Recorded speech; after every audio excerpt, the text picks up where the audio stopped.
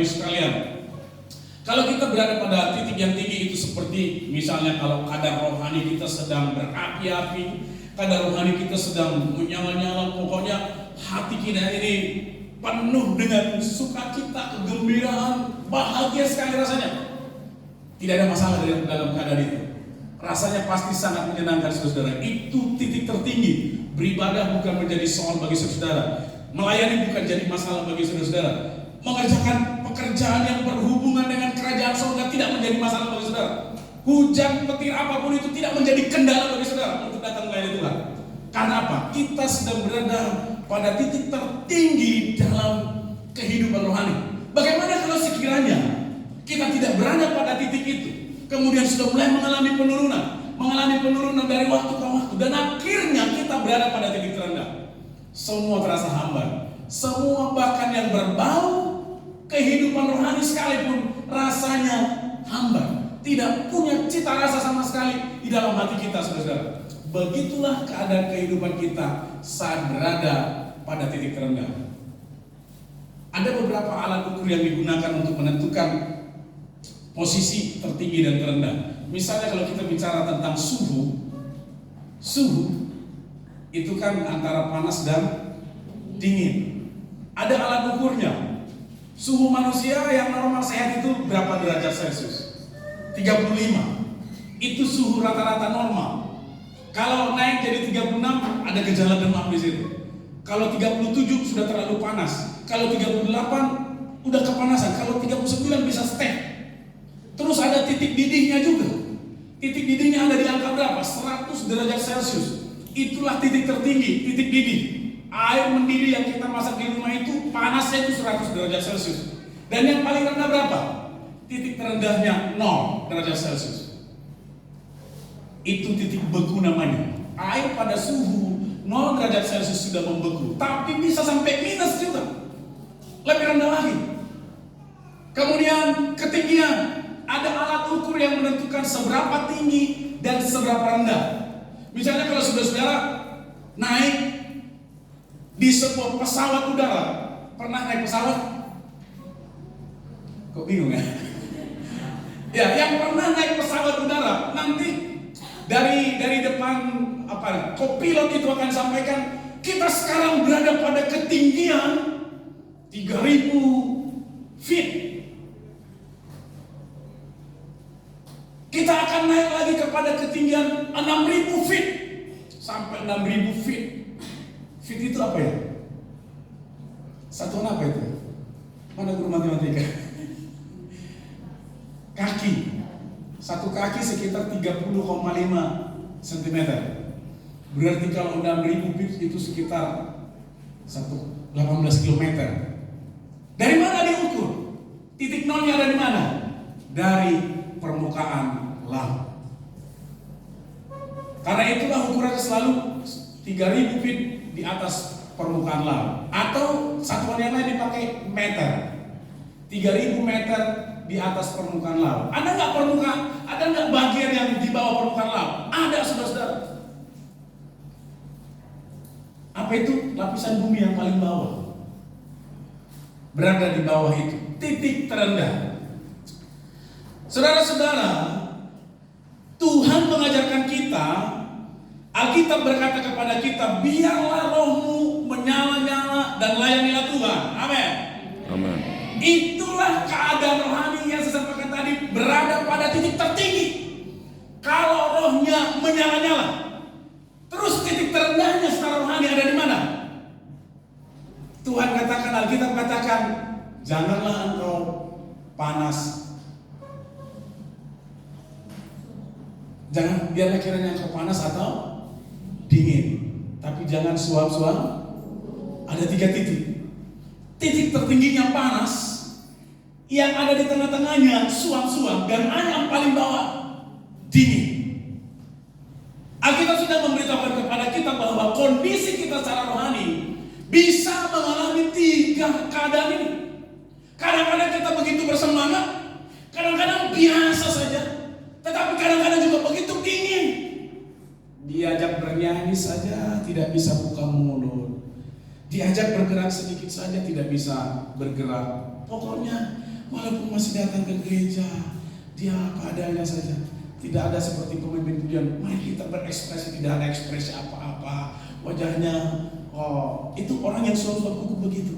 Tapi kalau orang yang dingin, wajahnya sangar, datang ke gereja bawa muka sangar, diajak tepuk tangan malah marah dalam hatinya.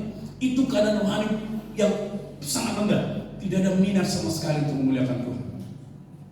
Tapi Tuhan katakan, kita harus berada pada titik tertinggi, biar lampunya menyala-nyala dan layani Tuhan. Haleluya. Artinya saudara, dari situ kita mengetahui, Alkitab mengakui bahwa ada kondisi kerohanian yang naik turun. Alkitab sudah memberitahu bagi kita bahwa ada kondisi kehidupan rohani yang bisa saja naik turun. Naik sampai pada titik tertinggi, dan bisa juga turun sampai titik terendah. Saudara pernah alami itu? Saya akan sampaikan ada 3 contoh dalam Alkitab dan dalam berbagai keadaan yang mereka hadapi, memperlihatkan kepada kita orang-orang ini berada pada titik terendah. Yang pertama, kita akan melihat satu contoh yang sangat menarik di dalam Alkitab. Seorang pemimpin Israel yang begitu berwibawa sebenarnya dan dipakai oleh Tuhan, yang bernama Musa. Musa mendapatkan kepercayaan yang begitu besar dari Allah untuk memimpin orang Israel keluar dari tanah Mesir, membawa mereka ke tanah perjanjian, ke tanah Kanaan. Ketika panggilan itu diterima, dia begitu bersemangat dan dia melakukan semuanya. Tapi pada satu titik, ketika kebutuhan umat itu begitu banyak, permintaan mereka mendesak supaya kebutuhan mereka bisa dipenuhi, kebutuhan makan, kebutuhan minum dari umat yang begitu banyak jumlahnya. Sebagai seorang pemimpin, Musa menghadapi tekanan yang begitu berat. Tidak bisa mencari jalan keluar bagaimana menangani untuk memenuhi kebutuhan dari umat itu. Kalau kita baca dalam Bilangan pasal yang ke-11 ayat yang ke-12, mari kita baca. Menggambarkan kondisi Musa pada waktu itu, saudara-saudara. Kondisi kehidupannya, kepemimpinannya, mentalitasnya, dan secara rohani juga diberitahukan kepada kita betapa beratnya pada waktu itu. Saya katakan ini posisi titik terendah, saudara-saudara, dalam perjalanan kepemimpinan Musa. Bilangan pasal yang ke-11 ayat yang ke-12. Saya akan baca bagi kita semua. Ada bisa ditampilkan di layar? Apa kata Musa? Akukah yang mengandung seluruh bangsa ini? Atau akukah yang melahirkannya? Sehingga engkau berkata kepadaku, pangkulah dia seperti pak pengasuh, memangku anak yang menyusu, berjalan ke tanah yang kau janjikan dengan bersumpah kepada nenek moyang mereka. Seorang pemimpin kalau sampai berkata seperti ini, mengapa semua beban ini sekarang tertumpu atas saya? Mengapa sekarang tanggung jawab ini dilimpahkan kepada saya? Mengapa keadaan saya sekarang ini menjadi begitu buruk? Rasa-rasanya aku sudah tidak sanggup lagi untuk membawa beban ini. Aku ingin membuang saja beban ini.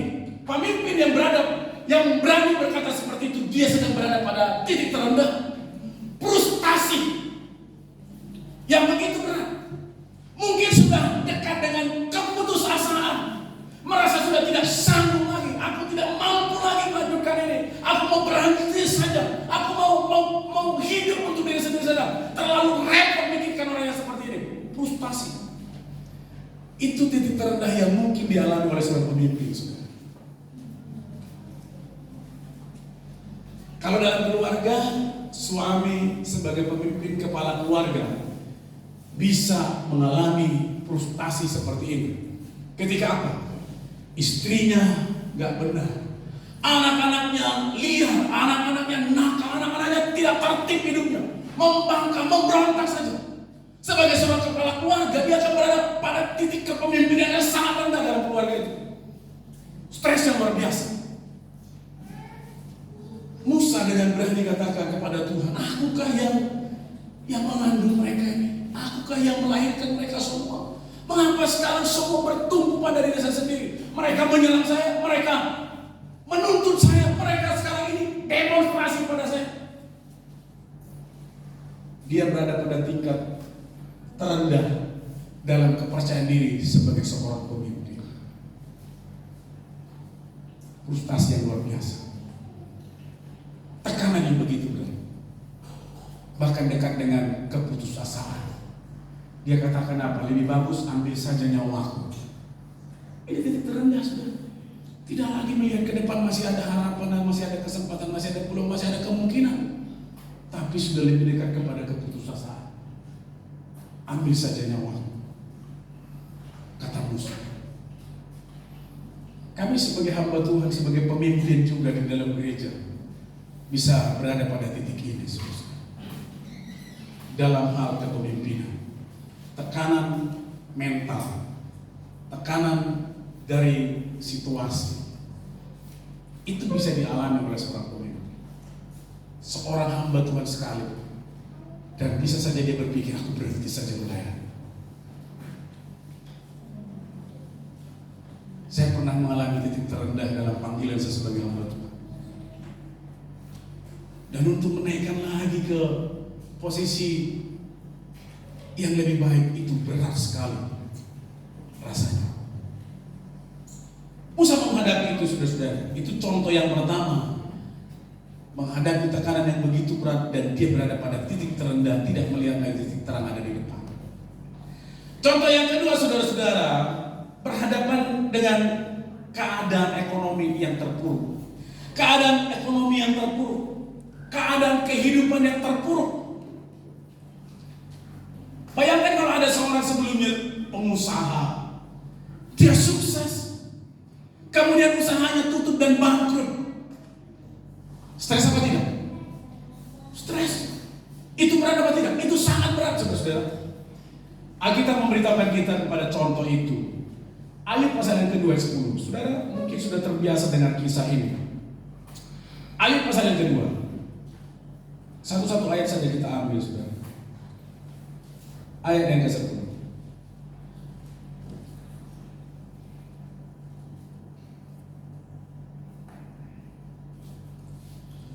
Tetapi jawab Ayub kepadanya, engkau berbicara seperti perempuan gila. Apakah kita mau menerima yang baik dari Allah, tetapi tidak mau menerima yang buruk? Dalam kesemuanya itu Ayub tidak berbuat dosa dengan bibirnya. Yang baik sudah diperoleh sebelumnya, kekayaan sudah dimiliki, semua kemewahan sudah dinikmati. Sebagai seorang yang saleh, sebagai seorang yang takut akan Allah. Tetapi sekarang dia berada pada fase yang buruk. Dia berada pada situasi yang begitu buruk dalam perjalanan hidupnya. Enak nggak melewati tahapan itu? Tidak enak, itu sangat menderita, saudara. Dia terima yang baik, kemudian secara drastis turun, drop. Sekarang keadaannya begitu buruk. Semua yang dipunyai sebelumnya habis, termasuk anak-anaknya, hartanya habis, dan termasuk juga tubuhnya. Harta, keluarga, tubuhnya sekarang mengalami penderitaan yang begitu sakit. Sakit penyakit yang mengancam hidupnya. Itu titik terendah, saudara. Begitu buruk keadaannya. Tapi Tuhan, kita bersyukur mencatat apa katanya. Dalam kesemuanya itu Ayub tidak berbuat dosa dengan bibirnya, sekalipun sudah berada pada titik terendah, sekalipun sudah berada pada fase penderitaan yang paling berat, tapi ternyata sikapnya tetap dipertahankan menghormati Tuhan. Kalau saudara berada pada posisi seperti Ayub ini, saudara sukses di masa lalu, tiba-tiba oleh karena faktor apa dan tidak saudara bisa mengerti, faktor penyebab kehancuran ekonomi Ayub ini tidak bisa dimengerti. Hanya kita sekarang yang bisa mengerti kenapa itu bisa terjadi. Bayangkan kalau saudara mengalami peristiwa yang sama, saudara tidak tahu faktor apa penyebab sehingga usahamu tidak berkembang, kehidupan ekonomi semakin memburuk, penghasilanmu semakin berkurang dari waktu ke waktu, penuh dengan tanda tanya. Saudara akan mulai menyalahkan siapa? Saudara akan melirik kemana? Saudara akan menyalahkan siapa? Saudara akan menyalahkan orang di sekitarmu? Saudara akan menyalahkan yang lain? Saudara mungkin akan menyalahkan Tuhan juga. Pada titik terendah, godaan untuk menyalahkan siapapun itu menjadi semakin kuat. Pada titik terendah, tidak tahan, saudara. Saya tidak tahan. Sekiranya saya berada pada posisi Ayub ini, kita kan hanya penonton saja, pendengar berita kan? Bukan orang yang mengalami ya. Kita pendengar berita, kita dengarkan beritanya, kita tidak tahu rasanya itu seperti apa sebenarnya. Tapi kalau kita berada dalam posisi itu, kita akan tahu betapa sakitnya itu. Berada pada titik terendah, itu sangat sakit.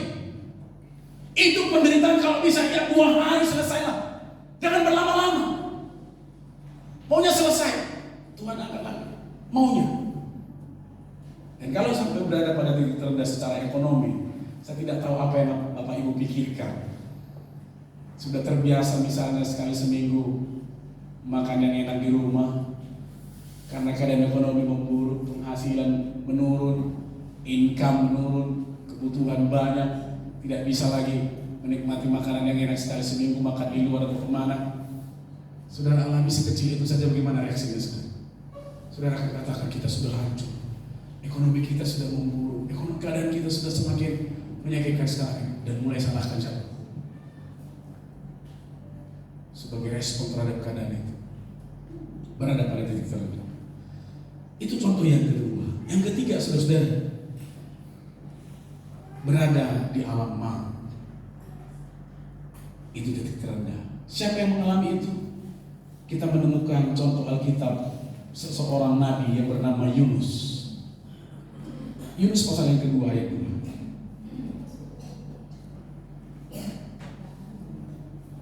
Yunus pasal yang kedua ayat 2. Apa kata Yunus, saudara-saudara? Yunus katakan begini, dalam kesusahanku aku berseru kepada Tuhan dan Ia menjawab aku. Dari tengah-tengah dunia orang mati, aku berteriak dan Kau dengarkan suaraku. Semua kita tahu kisah ini. Kita semua tahu kisah ini, bukan? Ini cerita yang paling menarik bahkan mulai dari kita ketika sekolah minggu. Karena itu ada lagunya. Yunus di perut ikan. Kita tahu kisah ini, saudara. Orang yang jatuh ke dalam laut kemudian ditelan oleh ikan, sudah tidak ada harapan untuk hidup lagi kan? Masih ada harapan untuk hidup lagi? Gak ada, saudara. Kalau sudah ada dalam perut ikan, tidak ada harapan hidup lagi. Sudah pasti jadi kotoran ikan, bukan manusia lagi keluarnya. Sudah pasti dicerna oleh lambung dan usus ikan itu. Titik terendah, bahaya maut, bahaya kematian. Kalau saudara sehat-sehat saja, perjalanannya lancar-lancar saja, tidak ada masalah. Bayangkan saudara bertahun-tahun bergumul untuk sakit, penyakit yang tidak pernah sembuh, maka malah semakin memburuk, malah mengancam keselamatan nyawamu. Itu titik terendah. Yunus berada pada titik terendah, berada dalam bahaya maut, berada dalam ancaman kematian. Tapi dia katakan apa? Dalam kesusahanku yang sudah jadi mangsa ikan besar, yang sudah berkutat di dalam lambung ikan besar. Saudara, aktivitas perut saudara tahu seperti apa di dalam perutnya. Kurang lebih perut manusia dengan perut yang lain juga binatang mungkin kurang lebih sama. Aktivitas yang terjadi di sana seperti apa? Pasti ada ya cacing-cacing di situ yang menggerogotinya. Dan penelitian apapun akan berkata bahwa dia pasti mati di dalamnya, di dalam perut ikan. Tapi dia katakan dalam kesusahanku aku berseru kepada Tuhan dan Dia menjawab aku. Dari tengah-tengah dunia orang mati, aku berteriak dan Kau dengarkan suara. Ini titik terendah dalam perjalanan hidup. Saya hanya berikan contoh saja 3 orang dari Alkitab. Sekarang posisi saudara ada di mana? Posisi Bapak Ibu ada di mana? Dalam hal apakah Bapak Ibu saudara-saudara sekalian sekarang ini merasa bahwa Anda sedang berada pada titik terendah? Apakah dalam pekerjaanmu, di tempat saudara bekerja sedang berada pada titik terendah? Ancaman pengurangan tenaga kerja, dalam jabatanmu. Engkau berada pada titik terendah sudah 10 tahun tidak naik-naik juga jabatanmu. Dan malah sekarang akan diturunkan jabatanmu. Atau dalam tanggung jawab sebelumnya saudara diberikan kepercayaan yang begitu besar. Tetapi sekarang kau mau diturunkan posisimu. Kalau saudara tahu apa yang menjadi penyebabnya, kalau saudara tahu mengapa itu bisa terjadi, saudara bisa koreksi diri. Betul? Ya atau tidak? Tetapi kalau kita berada dalam kebingungan mengapa ini bisa terjadi, kok saya sekarang berada pada titik ini, kok sekarang saya berada pada posisi ini, kok kehidupan saya sekarang semakin memburuk, dan kita tidak punya jawaban terhadap pertanyaan itu membawa kebingungan saudara-saudara.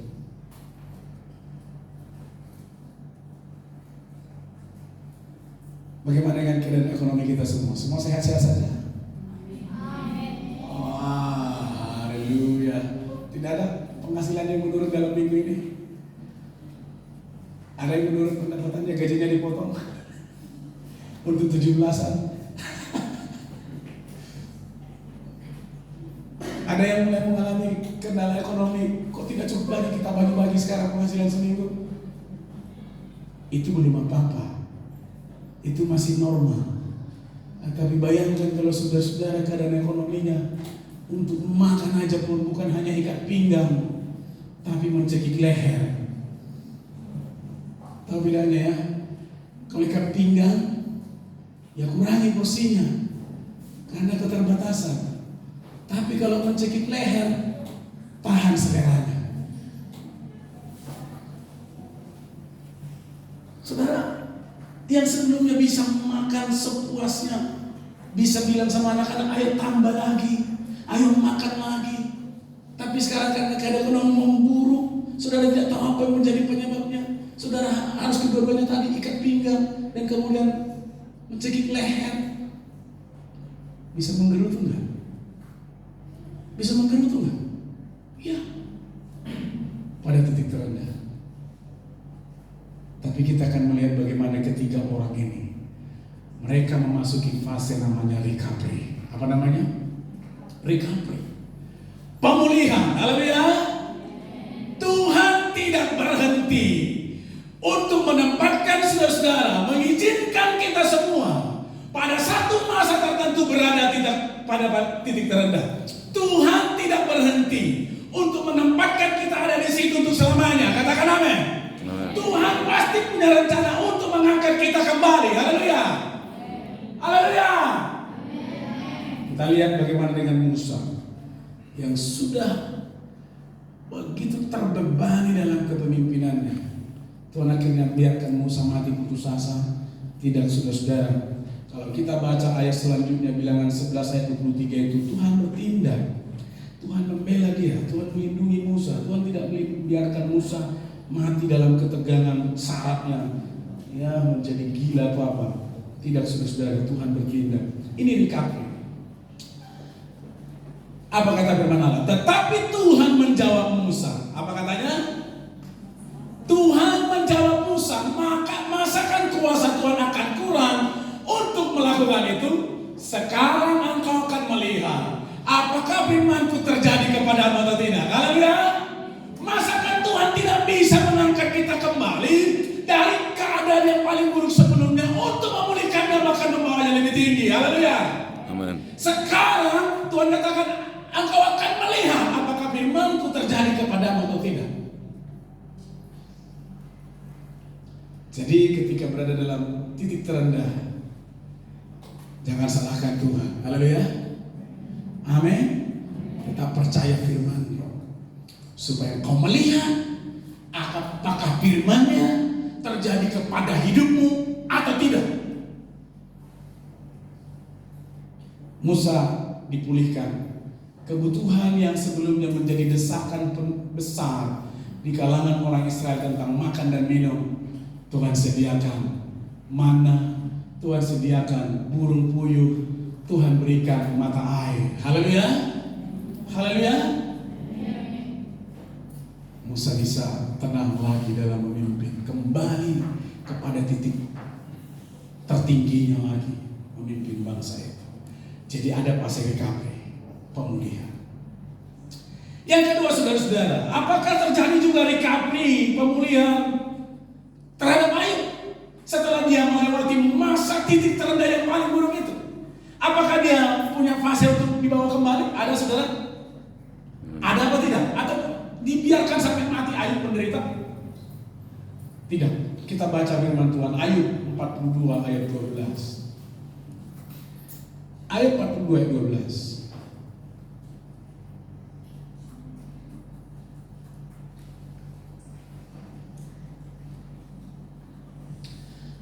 Ini perlu kita baca bersama-sama. Satu, dua, ya. Tuhan, satu, dua, ya. Tuhan memberkati Ayub dalam hidupnya yang selanjutnya lebih daripada dalam hidupnya yang dahulu.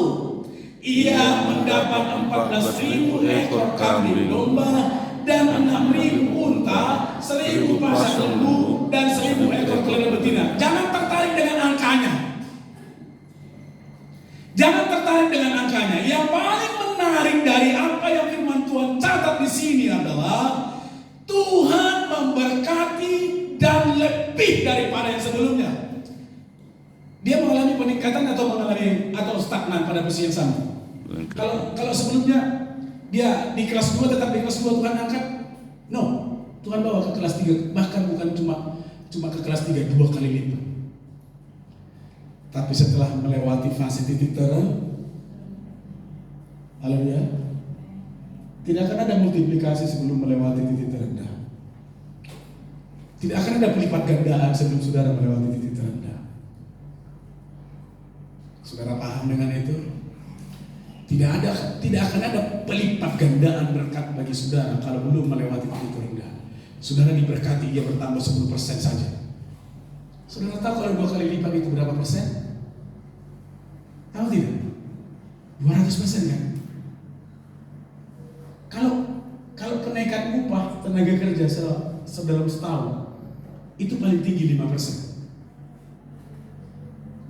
Kalau gajinya misalnya 4 juta sebulan, tahun depan naik 5%, hanya naik 200.000.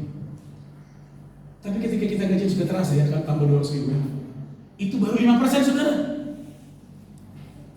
Kalau 100% berarti dari 4 juta jadi 8 juta. Kalau 200% jadi 12 juta. Sudah sejahtera atau masih menderita? Sudah kembali kehidupan ekonominya atau masih susah juga? Perhatikan saudara. Ketika secara ekonomi saudara-saudara sekarang ini berada pada titik terendah, jalani saja itu. Haleluya. Syukuri aja itu. Karena setelahnya Tuhan akan membawamu ke tingkat yang lebih tinggi, bukan hanya mengembalikan kepada posisi sebelumnya, tapi akan membawa ke posisi yang lebih tinggi sampai pada puncak tertinggi. Haleluya. Jadi ada recovery, ada pemulihan, ada pengangkatan posisi. Kalau saudara diturunkan jabatannya, nggak usah marah dengan itu. Sebab mungkin kau diturunkan 1 tingkat, setahun lagi diangkat 3 tingkat. Haleluya. Haleluya. Selagi kita dalam Tuhan, belajar dari perjalanan hidup orang ini yang ada dalam Alkitab. Yang ketiga, maka terjadi recovery juga kepada Yunus dari titik terendah kepada titik tertinggi berikutnya. Kita akan baca dalam Yunus pasal yang kedua, ayat yang ke-10.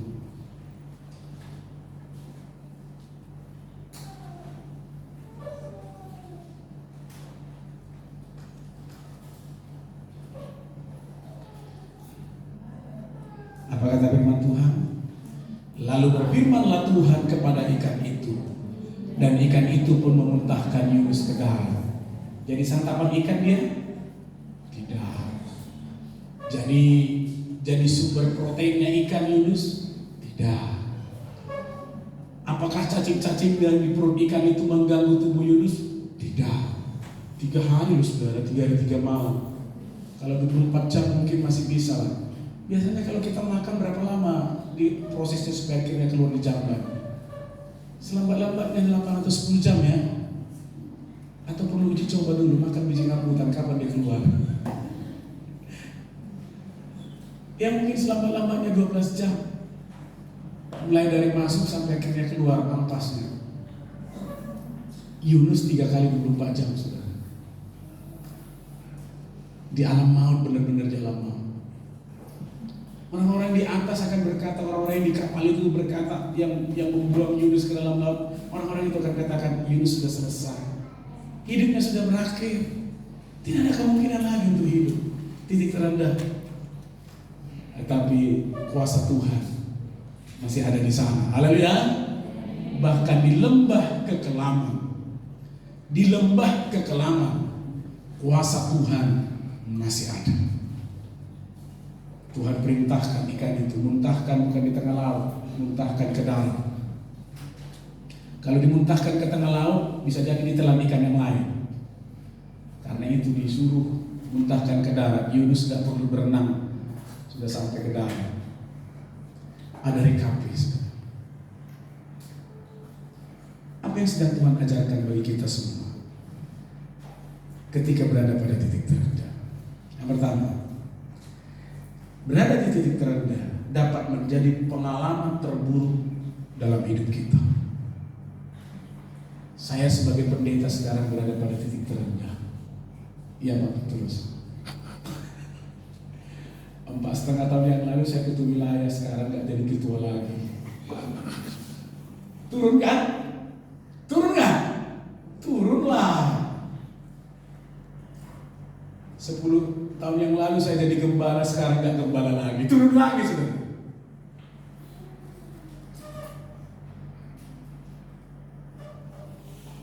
Di tahun-tahun yang lalu saya selalu khotbah tiap minggu, sekarang hanya kalau diundang aja khotbah saudara.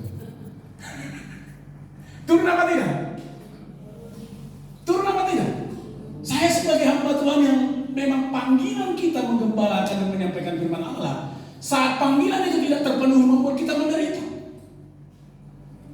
Itu bagi seorang hamba Tuhan menderita, saudara. Saat panggilan kita tidak bisa terpenuhi, karena apa? Tidak ada ruang untuk memenuhinya. Kalau ditanya apa penyebabnya, ini oleh siapa, dosa siapa, saya tidak pernah bertanya ini dosa siapa, saudara. Saya hanya berkata, Tuhan sedang menurunkan saya ke titik terendah. Bersyukur saja nanti Tuhan angkat jadi BPD.